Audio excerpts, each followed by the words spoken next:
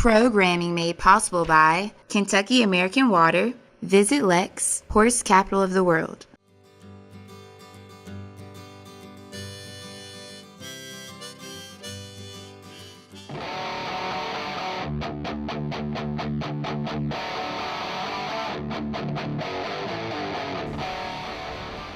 All right, we're here in Lexington, Kentucky. Getting ready to go check out Country Boy Brewing. We just left Carrie on the river. She's gonna go paddle around and do what she does wherever she does it. We, on the other hand, are gonna go learn about where this name came from, where this idea came from. And these guys have like over 20 different types of beers that they produce. So I'm gonna find out where they come up with these ideas, and that's it. Let's do this. Let's go.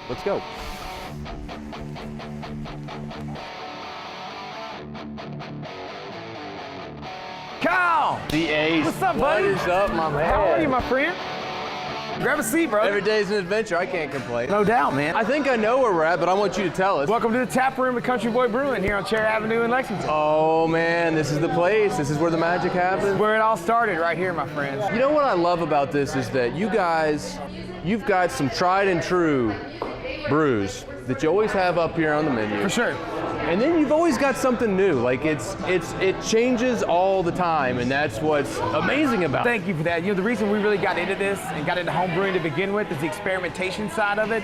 It's making beers with crazy ingredients. It's doing stuff we may never think about doing again. But at the same time, we got our core brands on. If you like those, you come in, they're here. But if you want something different, every time you come in, there's going to be something that's going to be new to you.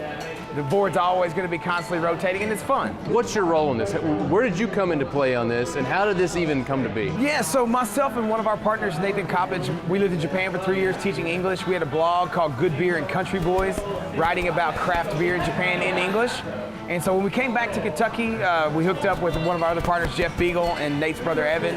And the name, we just kept coming back to it. We're all from Kentucky. We're all country boys at the end of the day.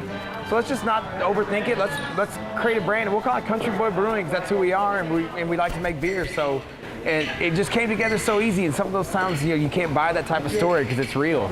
You know, the logo, the look, the name, it's all very distinct.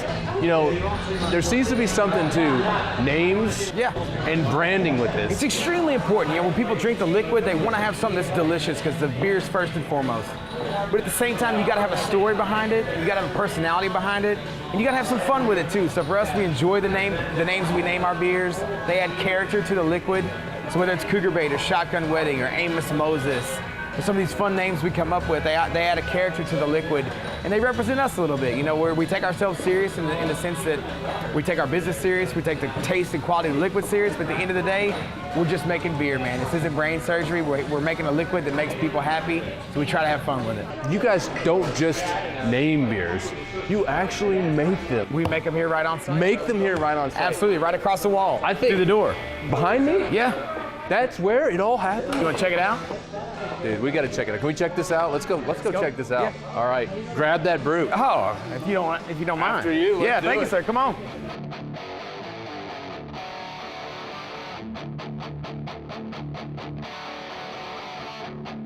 So, I hear bubbling and gurgling and all kinds of stuff going on here. You talk about where the magic happens. This is it.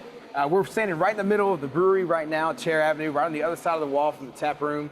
Behind us, brew house, where actually all the beer is brewed, boiled. It's not beer at that point, it's just called wort. We're sending it to the fermenters where we're sending our yeast in line. That's where the fermentation process happens. Alcohol's produced, coming out of there to our bright beer tanks where it's chilled down, it's carbonated, ages in there for a little bit, goes on to the kegs or to the canning line where it's packaged, and then on to you thirsty drinkers. So this is where it's all right here. Look at this. It. So this is, you got the warm, you got the cold, you got the kegs, you got the cans. That's it. Two partners, Nathan and Evan Coppage, they're the ones that kind of take control of all the beers, the recipes, how they're formulated, the flavors that we think up in our head, how we're going to get to those, the crazy ingredients, even the sour stuff, the barrel-aged stuff. Evan's the guy you need to talk to for that one. We're going to find Evan. Let's find Evan now.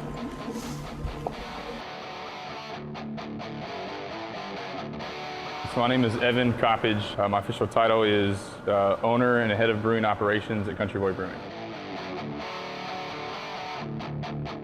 So this is our aging warehouse. Basically what it is where we do a lot of our experimentations or projects that will age for an extended period of time. What we have here They're just oversized barrels. These are actually French oak red wine barrels from France. And what we'll do is we'll put a different kind of project ale than what we have across the street in these that take a lot longer period of time, I guess, to ferment and mature and to make the complexity of flavors that are representative for sour or wild fermentations.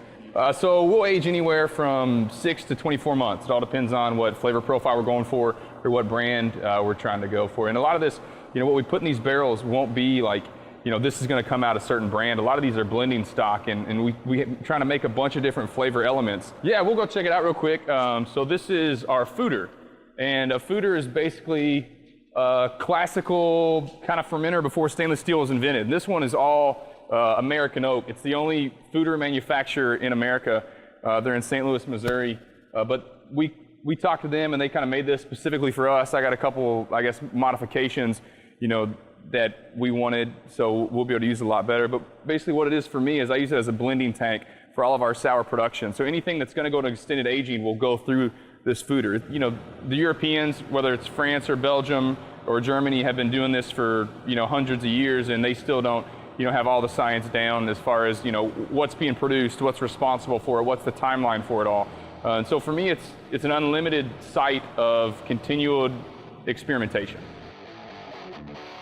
Well, we had a great time at Country Boy, and it looks like the weather is getting a little funky, so I hope Carrie's okay on the river with what she's doing. Speaking of which, we need to head all the way back to the river, Jessamine County. We're going to check out the first commercial vineyard in the United States after this delicious nitro stout. So we'll see you in Jessamine County. We'll see you downstream. downstream.